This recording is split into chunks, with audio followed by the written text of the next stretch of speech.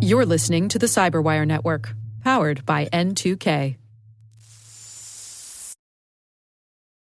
¿Hablas español? Sprichst du Deutsch? Kan du norsk? If you've heard that sound from Babbel before, I bet you do. Babbel is the science-backed language learning app that actually works. With quick 10-minute lessons handcrafted by over 200 language experts, Babbel gets you on your way to speaking a new language in just a few weeks. With over 16 million subscriptions sold and a 20-day money-back guarantee, just start speaking another language with Babbel. Right now, up to 55% off your Babbel subscription at babbel.com/Spotify podcast. Spelled BABBEL.com/Spotify podcast. Rules and restrictions may apply. Identity architects and engineers, simplify your identity management with Strata. Securely integrate non-standard apps with any IDP, apply modern MFA, and ensure seamless failover during outages. Strata helps you avoid app refactoring and reduces legacy tech debt, making your identity systems more robust and efficient. Strata does it better and at a better price. Experience stress-free identity management and join industry leaders in transforming their identity architecture with Strata. Visit strata.io/cyberwire, share your identity challenge, and get a free set of AirPods Pro. Revolutionize your identity infrastructure now. Visit strata.io/cyberwire. And our thanks to Strata for being a longtime friend and supporter of this podcast.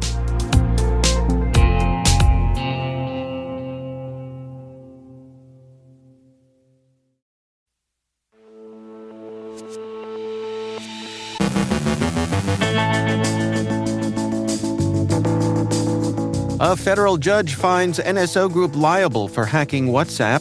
China accuses the U.S. government of cyber attacks. The UK's Operation Destabilize uncovers a vast criminal network. An alleged Lockbit developer says he did it for the money. Apache releases a security update for their Tomcat web server. Siemens issues a security advisory for their user management component. Italy's Data Protection Authority fines OpenAI $15.6 million.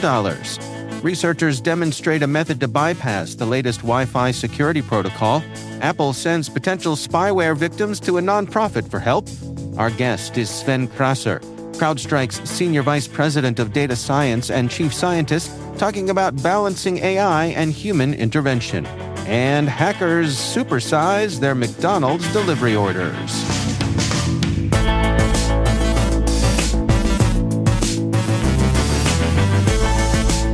It's Monday, December 23rd, 2024. I'm Dave Bittner, and this is your CyberWire Intel Briefing.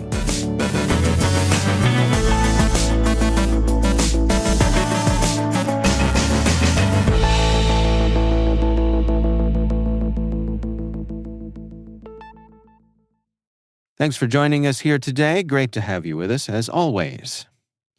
A federal judge in California has ruled that NSO Group, the developer of Pegasus spyware, is liable for hacking 1,400 WhatsApp users, including activists, journalists, and diplomats. This marks the first time the company has been held accountable for its role in spyware abuses. Meta-owned WhatsApp filed the lawsuit in 2019, alleging NSO exploited a bug in its platform to install spyware on users' devices. NSO repeatedly bypassed WhatsApp's security defenses over 2 years, targeting victims globally. The court found NSO violated the Federal Computer Fraud and Abuse Act, California's Comprehensive Computer Data Access and Fraud Act, and WhatsApp's Terms of Service. Judge Phyllis Hamilton criticized NSO for failing to produce complete Pegasus source code, a factor in her decision to impose sanctions. NSO executives admitted in depositions that the company controlled data extraction from hacked devices and designed Pegasus to circumvent WhatsApp's security measures. Court evidence showed NSO developed new malware even after WhatsApp sued them. This ruling is seen as a victory for spyware victims, signaling increased accountability for spyware companies. Natalia Krapiva of Access Now hailed the decision, emphasizing its importance for digital security and human rights. Damages will be determined in March. NSO did not comment on the ruling. WhatsApp and advocates for victims expressed hope that this decision would deter similar abuses by spyware developers in the future. China's National Cyber Incident Response Center has accused the U.S. government of cyber attacks targeting 2 Chinese tech firms to steal trade secrets. In a public notice, CNCERT claimed a U.S. intelligence agency was responsible, citing incidents in May 2022 and August 2023. One attack targeted a high-tech company in China's smart energy sector, exploiting Microsoft Exchange vulnerabilities to implant backdoors and gain control over company systems. The second attack infiltrated an advanced material research unit by exploiting a document management system vulnerability, infecting over 270 hosts with Trojans. The allegations come amid heightened tensions, with the U.S. accusing China of cyber espionage and breaches of telecom networks. CNCERT, which is tied to China's Ministry of Industry and Information Technology, has escalated claims of U.S. cyber attacks in recent years. The UK's National Crime Agency recently unveiled Operation Destabilize, a 4-year investigation uncovering an unprecedented financial chain connecting street-level drug dealing to global money laundering networks.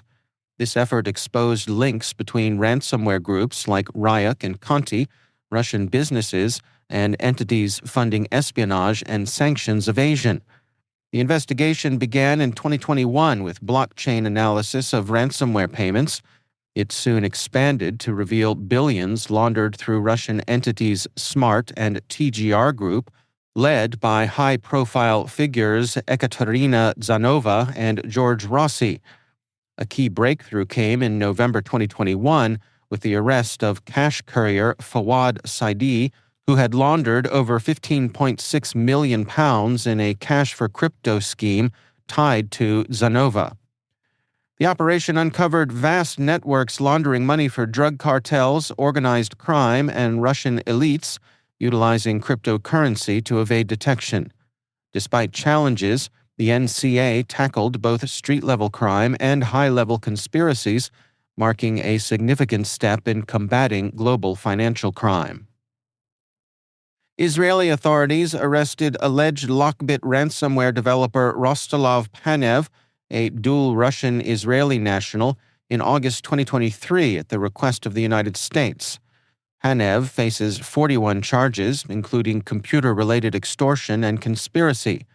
U.S. officials argue Panev developed malware for Lockbit, including tools to bypass antivirus protections and deploy ransomware, receiving $10,000 monthly payments from Lockbit leader Dmitry Koroshev.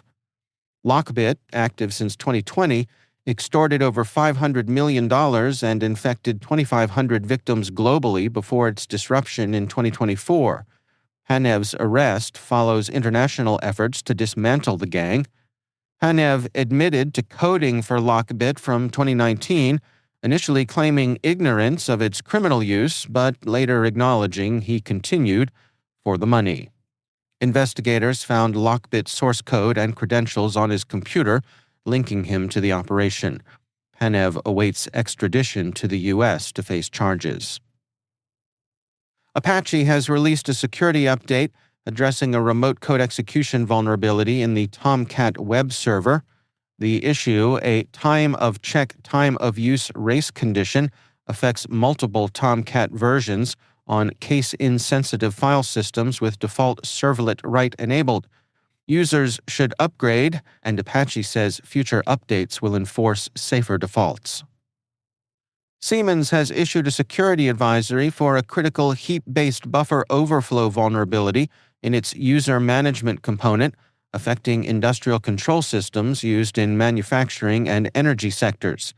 Exploitation could allow attackers to execute arbitrary code, disrupt operations, exfiltrate data, or manipulate critical systems. Affected products include OpCenter Execution Foundation, Symantec PCS Neo, and Synec NMS. Siemens has released patches for some products and advises restricting access to ports 4002 and 4004. Italy's Data Protection Authority fined OpenAI $15.6 million for unlawfully processing personal data to train ChatGPT and lacking transparency with users. The investigation also found inadequate age verification, exposing minors to inappropriate content. OpenAI called the fine disproportionate and plans to appeal, noting it exceeds their revenue in Italy during the period. The company agreed to run a public awareness campaign and remains committed to privacy compliance. The case highlights growing global regulatory scrutiny of AI systems like ChatGPT. Researchers from the University of the West Indies demonstrated a method to bypass WPA3, the latest Wi-Fi security protocol, to obtain network passwords.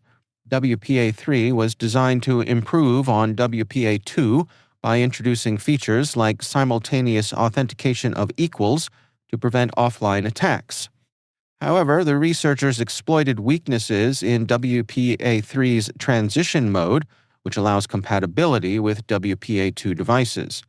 Using a downgrade attack, they captured the WPA3 handshake, de-authenticated users, and created a rogue evil twin access point with a captive portal to steal passwords. The attack, requiring specific conditions and user interactions, highlights vulnerabilities in networks without protected management frames enabled. The findings stress the need for user education, proper configuration, and further investigation to strengthen WPA3 against technical exploits and social engineering. Picture this. You receive a notification from Apple on your iPhone warning that spyware hackers are targeting you. The alert sounds serious, even alarming, but instead of offering help, Apple points you to a nonprofit organization for support. That's how Apple's spyware notification system works, and it's been quietly operating since 2021. Designed to warn individuals of highly targeted attacks, the system has notified users in over 150 countries. These attacks, often linked to mercenary spyware like Pegasus, target specific individuals based on who they are or what they do. While the notifications highlight the risk, Apple doesn't provide direct technical assistance, leaving victims to seek help from organizations like Access Now or Amnesty Tech for forensic analysis. For those who suspect spyware, tools like the MI Secure app can scan devices for threats, offering capabilities comparable to those used by governments. Still, critics wonder why Apple, a tech giant with vast resources, redirects users to nonprofits rather than deploying its own expertise. Apple assures users that these attacks are rare and advises keeping devices updated and rebooting regularly to disrupt potential spyware. Still, the company's hands-off approach raises questions about responsibility. Why point users elsewhere when the stakes are so high?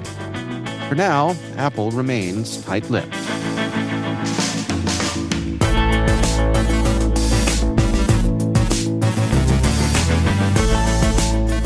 Coming up after the break, Sven Krasser from CrowdStrike discusses balancing AI and human intervention, and hackers supersize their McDonald's delivery orders. Stay with us.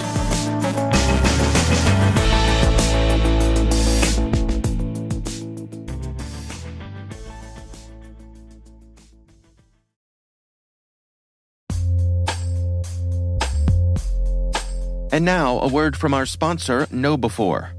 It's all connected, and we're not talking conspiracy theories. When it comes to InfoSec tools, effective integrations can make or break your security stack. The same should be true for security awareness training.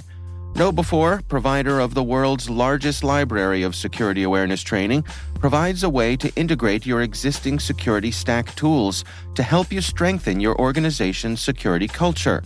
KnowBe4's Security Coach uses standard APIs to quickly and easily integrate with your existing security products from vendors like Microsoft, CrowdStrike, and Cisco, 35 vendor integrations and counting. Security Coach analyzes your security stack alerts to identify events related to any risky security behavior from your users. Use this information to set up real-time coaching campaigns targeting risky users based on those events from your network, endpoint, identity, or web security vendors. Then coach your users at the moment the risky behavior occurs, with contextual security tips delivered via Microsoft Teams, Slack, or email. Learn more at knowbefore.com/securitycoach.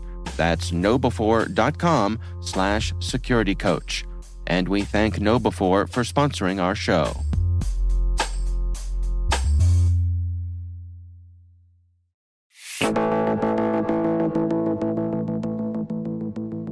Sven Krasser is Senior Vice President of Data Science and Chief Scientist at CrowdStrike. I recently caught up with him to discuss balancing AI and human intervention. I would say in the cybersecurity industry that leveraging AI is table stakes right now. Like that's something that companies just need to take a look at. It is not necessarily an easy feat, though. And I think one of the challenges is to build resilient and robust AI systems that can learn from human insights and improve over time, right? Like basically, you need to set up processes and flywheels that result not in just having a great AI model, but in having a process that produces better and better AI models as the threat landscape emerges and evolves and as adversaries adapt. I'm curious, from your position as a scientist, what was it like to see these tools come along and grow in their prominence?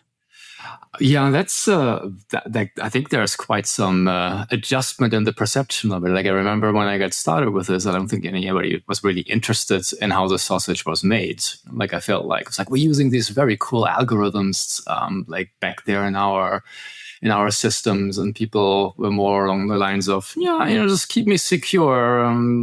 Sounds interesting.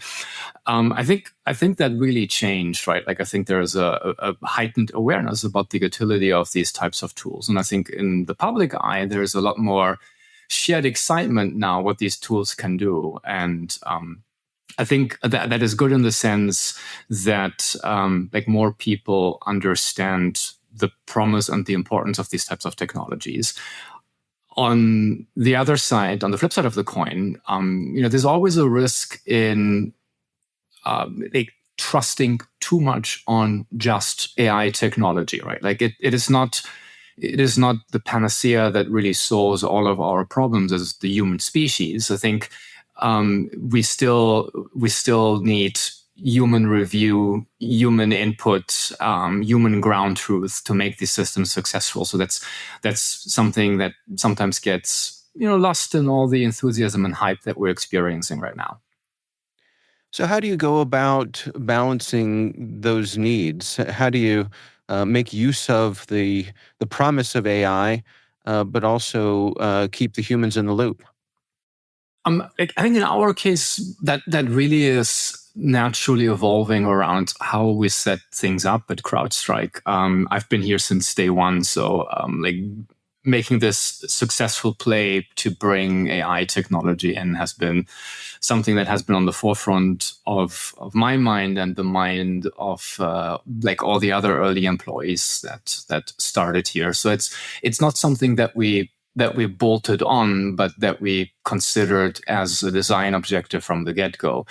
And I think that shows in the way how we're managing our offerings and services, right? Like anytime human analysts are reviewing something for our managed services offerings, for our incident response offerings, like there's insights that these humans bring to the table about what the adversary has been doing, what the adversary has been attempting. And we're structuring our internal procedures in such a way that information becomes fuel for the AI. And that's this flywheel that I was mentioning earlier, right? Because these parts of the overarching system, like the human aspect, the AI aspect, they really feed into each other. Like the better the AI is flagging abnormalities, the more efficiently humans can review and provide insights, right? And like the more insights there are with like firm and grounded review, the better the AI can be trained to give better results, right? So we're moving, like every day as we're doing our jobs here at CrowdStrike, we're moving more information, more potential threats from the domain of, like, this looks fishy, someone needs to take a look at it, into the domain of, we're certain that this is good, or we're certain that this is bad, right? And that means we're freeing up times for the humans to take a look at the remaining, like, less suspicious things, to see if anything tries to fly under the radar there. And I think this is really what gets me excited about this technology, right? Like, it's every day as you do your job, by virtue of how we have set this up, we can do a better job, and we can do better countering the adversary. When you look at the range of tasks that people are doing in cybersecurity, are there certain things that are more suited for assistance from AI and some things that maybe aren't as good a fit? Yeah, I think there's a lot of work that needs to happen for effective security, right? Like, if you take this, like, in two parts, right? Like, there's the, like, let's call it traditional predictive AI. There's the generative AI. The like predictive AI, like classifiers that take a look at data and tell you if this data is good or bad, right? Like, those classifiers can work with a lot of input data at very, very high speeds and in very, very complex scenarios. Like, I like to describe this as this high dimensional feature space where like lots of records with lots of different dimensions can be analyzed very, very swiftly at line speed to basically stop the threat in its tracks. And then there's the generative AI aspect, where, like, basically conversational systems, say, or like systems that can now work with a lot of unstructured data and digest the essence out of that. Like, those systems, they tend to be a little bit slower just by virtue of how much more compute is required to pull that off. So they aren't necessarily working at line speed. However, they can take a lot of data that previously, say, a human had to review and reason about that and point to the important aspects of the data, or provide summaries or assessments. So it can really accelerate human workflows by using this generative AI technology. It can accelerate the human workflow. And for us, we're always on the clock, right? Like, the time it takes an adversary to move laterally, like from establishing a beachhead to basically entrenching itself in a victim network, like, that time has been trending down and down and down. And since this is a race and we're on the clock, like, this is really a technology that can help the defender in large extents, because it makes it very, very easy to review and reason about large chunks of unstructured information. What about human intuition? Is there still a place for that, where someone just looks at something, looks at some data, reads some research or something, and says to themselves, this just doesn't feel right, and I'm not sure, but I sense that I need to do some digging here? Yeah, I mean, there's definitely something to it. And, cybersecurity it's a battle of human minds against human minds eventually, right? Like, there's humans that want to steal something, information, say, from other humans. And AI is a tool in that game, but it's still a game of human wit. So we need to leverage AI because the adversary certainly is looking for every edge that they can get. But I would say, there is value in human intuition. Like, if I can kind of nail it down a little bit with a metaphor, right? Like, there's some games that computer systems are very good at, like playing these types of games, like, say, chess, for example. Like, chess systems are very smart at this point. Like, other games, like, let's say, poker, they are a lot harder for automated systems to excel in, because there's a lot of, like, reading the room, reading the situation. Is somebody bluffing? Like, looking at contextual cues, right? So, like, that might be a good metaphor for this concept of intuition that you're referring to. No, that's interesting. Do you have any advice for folks who are on this journey of trying to dial it in for their own organization, of balancing the AI and the human intervention, of what they should do in terms of best practices to get where they need to be?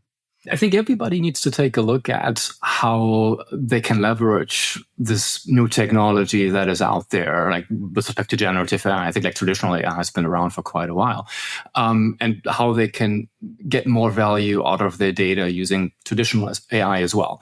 So I think that's kind of the call to action, right? The problems that we're facing, they're more and more data driven. We have more and more data that needs to get analyzed. And that's just something where you need to bring the right tools to the table, right? Like when you need to excavate something, it's great if you have a shovel. It's better if you have an excavator, right? So that's really what we're looking at. That's Sven Krasser, CrowdStrike's Senior Vice President of Data Science and Chief Scientist.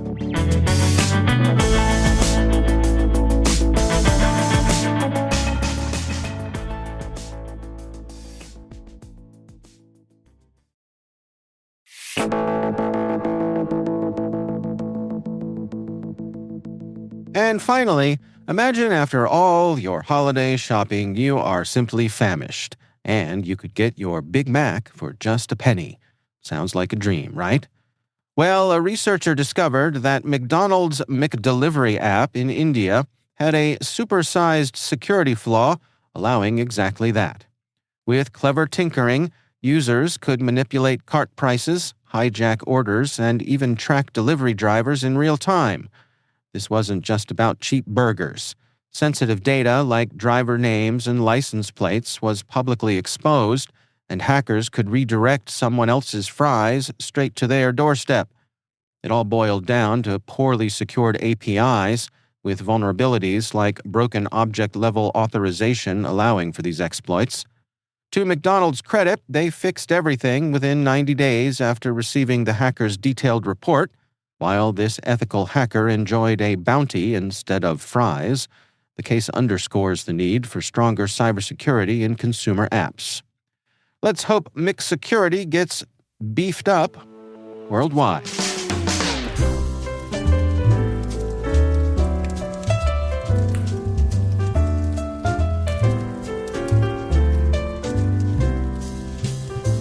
And that's the CyberWire. For links to all of today's stories, check out our daily briefing at thecyberwire.com. Well, friends, it is that time of year. The N2K CyberWire team is getting ready to settle into our long winter's nap. We will be taking a publishing break starting this Tuesday, December 24th, through Wednesday, January 1st. Fret not. While we are out, we've got some fun surprises planned for you in your podcast feeds.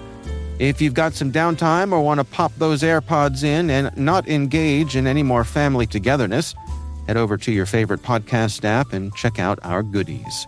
We will emerge from our nap on January 2nd. We'll see you then. As we wrap up another incredible year at the CyberWire, I want to take a moment to shine a spotlight on the amazing people who bring our stories to life every single day. This podcast is more than just a production. It's a labor of love, talent, and unwavering dedication, and none of it would be possible without our phenomenal team. To Liz Stokes, who produced today's episode, and so many others with precision and care, thank you for your relentless commitment to delivering content that informs and inspires. To Trey Hester, our mixer, your technical expertise and creative touch make every episode shine. Elliot Peltzman, your original music and sound design give the CyberWire its unmistakable rhythm and soul. We are endlessly grateful for your artistry. Jennifer Iben, our executive producer, and Brandon Karp, our executive editor. Your leadership and vision guide everything we do, keeping us focused on our mission. Simone Petrella, our president, and Peter Kilpie, our publisher. Your support and belief in this team enable us to grow and excel. To all of you, thank you for the hard work, late nights, and countless moments of collaboration this year. Here's to the stories we've told, the challenges we've tackled, and the milestones we've achieved together. I'm proud to be part of our team and can't wait for all that lies ahead in the new year. Happy holidays, and thank you for making the CyberWire extraordinary. On behalf of all of us, Merry Christmas and Happy Holidays. I'm Dave Bittner. We'll see you back here next year.